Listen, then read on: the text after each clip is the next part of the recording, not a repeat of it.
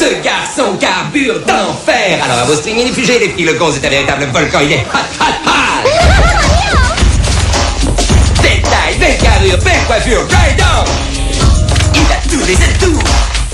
Et en plus, il a des trucs à dire aux quelques 50 milliards de paires d'oreilles qui nous écoutent. Balance tout, merde. Française, français, limousine, limousinzin, les mots vice-versa, limoujo, limouchaude. Émergencienne, émergencien, salut les amis. Me revoilà pour vous présenter Dieu de la pluie de James Lee Burke. Édition Rivage, collection Rivage Thriller. Ok, donc c'est un polar, thriller. Ouais, un truc qui déchire. Ça roule. Je précise, pour les endormis, que Burke n'est pas l'exclamation de dégoût que nous laissons échapper devant un plat de tripou, mais le nom d'un des plus grands romanciers américains. Nous voilà avec le shérif Hackberry Holland. Holland sans eux. Ouais, on précise. Ouais, du coup, il tient ses promesses. Vétéran de la guerre de Corée, veuf et ancien alcoolique. Hackberry Holland et son adjointe Pam Tips sont le reflet de la loi dans leur petite ville du Texas. Tout est calme dans ce patelin oublié et étouffé par les degrés quand un appel anonyme les prévient d'un véritable massacre.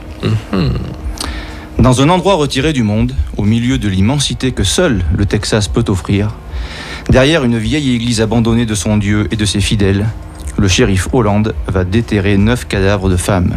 9 immigrées clandestines qui semblaient vouées à la prostitution. Ça commence bien. Ça commence pas mal, ça envoie bien. Elles ont été hachées menues par une arme à feu automatique de gros calibre, surgie des entrailles de l'histoire. L'homme qui a téléphoné est un jeune vétéran de la guerre en Irak. Il était sur les lieux quand les armes ont parlé. Et il panique en réalisant l'horreur qui a surgi du crépuscule. Mais cette affaire a des ramifications plus lointaines. Le shérif Holland le sent bien. L'ombre de la mafia russe plane, et il va entendre parler d'un fou religieux, un tueur froid comme un crotale qui porte le surnom de prêcheur. Le prêcheur, justement, cette version criminelle de l'Inquisition, cet assassin atypique qui cite la Bible. Vicky Gaddis, jeune serveuse et chanteuse, vient de le croiser, et, pour la première fois de sa vie, le tueur a connu l'échec. Pourquoi lui en voulait-il ? Parce qu'elle est la petite amie de celui qui a passé l'appel anonyme ? Point d'interrogation. Cet homme qui puise sa force et son inspiration dans les pages divines est un fantôme, presque une légende dans le milieu du crime. Il est craint et ne se pose aucune limite. Seule sa conception du bien et du mal jalonne son parcours sanglant. Est-ce lui qui a commis l'inconcevable derrière cette église oubliée ? Qui tire les ficelles ? Vers quel endroit de l'enfer mène cette enquête ? Chers auditeurs, quand j'imagine James Lee Burke en train d'écrire, devant l'immensité du paysage qui se déroule comme un tapis face à lui, je le vois toujours avec son incontournable chapeau de cow-boy blanc, un couvre-chef à large bord. À la John Wayne. Ouais, un peu ça, ouais, version Rio Lobo. Et ce n'est pas une précaution inutile que de porter un couvercle sur la cafetière au Texas, car dès les premières pages, on est écrasé par la chaleur qui se faufile partout. Le moindre recoin d'ombre, le plus petit endroit confiné de cet état est envahi par la chaleur impitoyable. Les corbeaux crient dans le ciel rouge. Les habitants et les animaux sont aplatis par les températures quand ils ne le sont pas par les voitures. Et le climat sec s'enlace avec les paysages pour devenir, sous la plume de l'auteur, un personnage de premier plan. Et Burke maîtrise son sujet. La faune, la flore, les coyotes qui chassent les spermophiles. Non, ce ne sont pas des spermatozoïdes qui s'enfuient. Les odeurs de créosote, les boules d'amarante qui parcourent le territoire, les crotales toujours prêts à faire sonner leur queue. Et ce n'est pas sale. Tout y est. Tout est agencé dans un mouvement de perfection qui tient de la magie. L'écriture de James Lee Burke tourne rond et chaque cliquetis de chaque rouage est un mouvement pensé, prévu et calibré. Le talent de celui qui est sans conteste l'un des plus fameux auteurs de romans noirs outre-Atlantique et l'un des plus primés, ne se borne pas aux descriptions inspirées. Non, il possède aussi, dans sa grande caisse à outils de romancier, le talent de faire apparaître d'un coup d'un seul la formule parfaite, la juste expression qui prend vie dans votre esprit. C'est ce qui se passe, page 29, quand vous lisez ceci. Nick avait l'impression que son ectoplasme s'écoulait à travers les semelles de ses chaussures. C'est un bon exercice de diction. Complètement. Ou bien ceci, un peu plus loin, page 47. Elle expira, son cœur se réfugiant dans un endroit froid au fond de sa poitrine.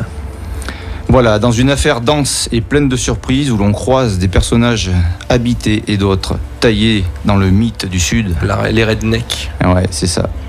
Notre père de flic va vivre des moments intenses et parfois cruels.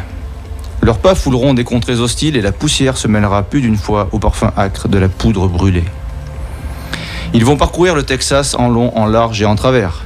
Ils vont être sur la route toute la sainte journée. Obligatoire. De Palmas, si tu nous écoutes, il va falloir qu'on cause quand même. Si vous décidez de lire ce roman, vous croiserez aussi un agent de l'immigration qui porte lui aussi une lourde croix. Et un agent du FBI distant et méprisant. Quel plaisir de voir défiler cette galerie de personnages plus vrais que nature. Ils sont là, dans leur jus, plantés dans le décor du Sud, avec leur gueule et leur allure improbable. Durant ces 500 pages, qui sont passées comme un rêve, j'étais vraiment au Texas. J'ai ressenti les nuits fraîches et senti la brise du soir qui porte les odeurs de créosote. J'ai entendu le bruit des rideaux balancés par le vent.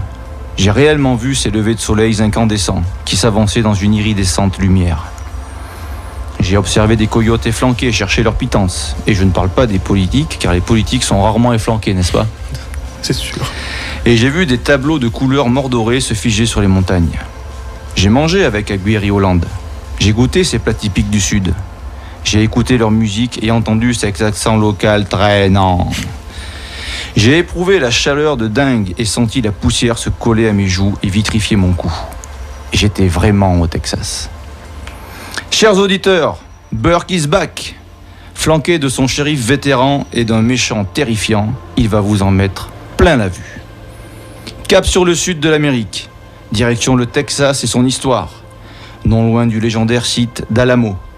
Une page de vie vous attend, mais n'oubliez pas votre gilet pare-balles. D'ici là, bonne bourre, restez cool et n'oubliez pas de contempler les étoiles. Merci Seb, on te retrouve la semaine prochaine pour un nouvel exercice de style avec un nouveau roman, une nouvelle lecture. Ouais, ce sera la surprise. Surprise ? Surprise. Très bien, merci, à très bientôt. Salut.